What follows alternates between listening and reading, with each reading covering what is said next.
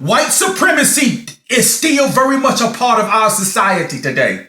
The difference is that people don't talk about it because they know that they will be attacked if they openly come out and express that. So now they just keep it at the kitchen table and behind closed doors. But believe me, there are still so-called white people who believe that they are the superior race and that they are the builders of civilization. And the sad reality is I don't blame all of them. It's not their fault. They've been lied to.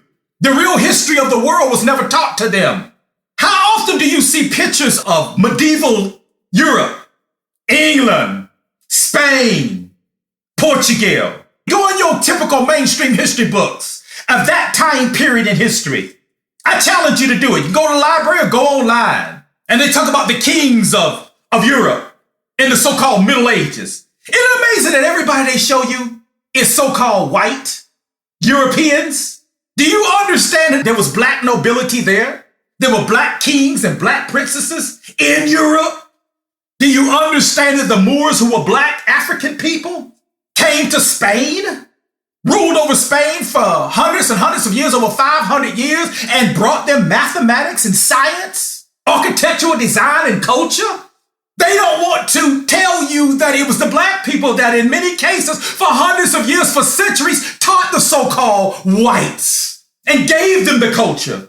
And then once their time in the season came when they saw that they could take power and control, and these things are controlled by Yahuwah Elohim, he allowed them to do it. It wasn't because they were superior or stronger or more mightier. It was just their time. Yahuwah said, okay, I'm going to give y'all a time. Okay? They decided they wanted to whitewash history and make everybody that was black white. And so they create all of these false images. Like I said, you go back to ancient Egypt, especially in the time, you can even go back to the ancient Egypt, and they still got white folks running around looking like pharaohs. But we all know that they were African men that came up from Nubia, of Ethiopian blood. Come on, y'all. But they can't afford to tell the truth because that destroys the narrative. That destroys the matrix. They don't want people looking at black people the way we truly are, inferior to no one. There is no, I've told you before, there is no superior race on this earth. It doesn't exist, never has.